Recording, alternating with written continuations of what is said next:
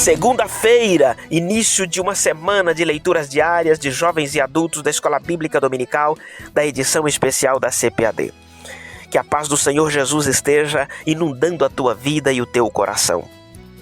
As leituras desta semana são referentes à lição de número 10, onde vamos falar sobre discernimento de espíritos. Fique com a gente durante a semana, eu tenho certeza que Deus vai falar grandemente ao nosso coração. O tema de hoje é Nem Todo Espírito é de Deus. O texto está em 1 João capítulo 4, do versículo 1 ao 6. Na versão King James nos diz assim: Amados, não deis créditos a qualquer espírito. Antes, porém, avaliai com cuidado se os espíritos procedem de Deus, porquanto muitos falsos profetas têm saído pelo mundo. Deste modo podeis reconhecer o Espírito de Deus. Todo espírito que confessa que Jesus Cristo veio em carne é de Deus, mas todo espírito que não confessa Jesus não provém de Deus. Ao contrário, este é o espírito do anticristo, a respeito do qual tendes ouvido que havia de vir e presentemente já está no mundo. Filhinhos, vós sois de Deus e tendes vencido os falsos profetas. Porque maior é aquele que está em vós do que aquele que está no mundo. Eles são mundanos e por isso falam como quem pertence ao mundo, e o mundo os compreende. Mas nós somos de Deus. Quem conhece a Deus nos ouve, quem não é de Deus não nos entende. É assim que reconhecemos o espírito da verdade e o espírito do erro. A primeira epístola de João foi escrita quando a igreja estava sendo influenciada por muitos ensinos falsos, por falsos ensinadores que negavam a humanidade de Jesus e a sua ressurreição. Ela foi escrita justamente para fortalecer os irmãos na fé e também, por consequência, corrigir os ensinos errados da época. Em nosso texto de hoje, João, o discípulo amado, nos ensina com muito amor e maestria, com muito cuidado, que não podemos simplesmente dar crédito a qualquer espírito que nos fala, mas temos que avaliar, ou seja, prová-los se eles provêm ou não de Deus. É interessante que esta palavra provar no grego é dokimazo, que tem o sentido de testar, examinar, verificar, ver se uma coisa é genuína ou não. E aí vem uma pergunta em nossa mente: como fazer isso?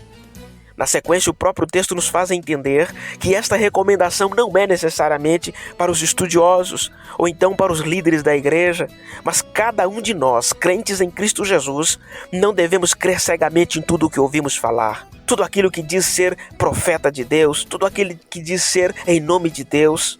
Claro que a Bíblia não está dizendo aqui para nós sermos céticos, duvidosos, não.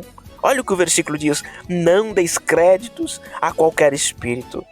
Aqui está dizendo que nós devemos verificar se é verdadeiramente do Senhor ou não.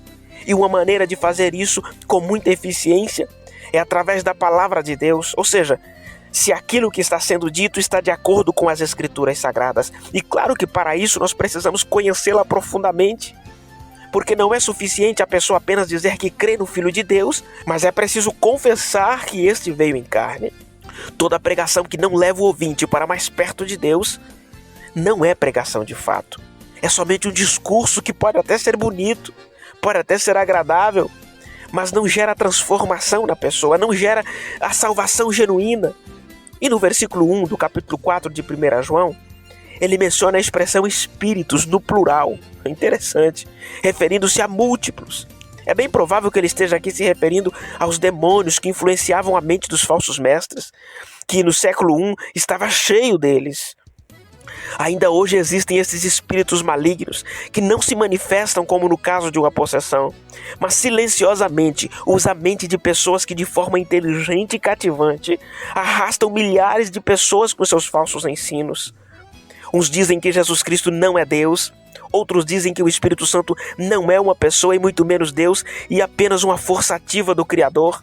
Ainda outros não creem na existência de anjos e outros acabam cultuando aos anjos. Muitos pregam dizendo que não existe céu, que não existe inferno. Outros acrescentam coisas que não estão na Bíblia.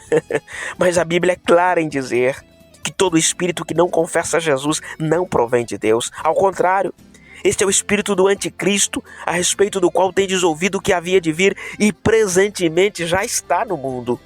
Ei, tudo que nega Cristo, tudo que nega o Senhor Jesus como Deus, Senhor e Salvador do mundo, é espírito do anticristo.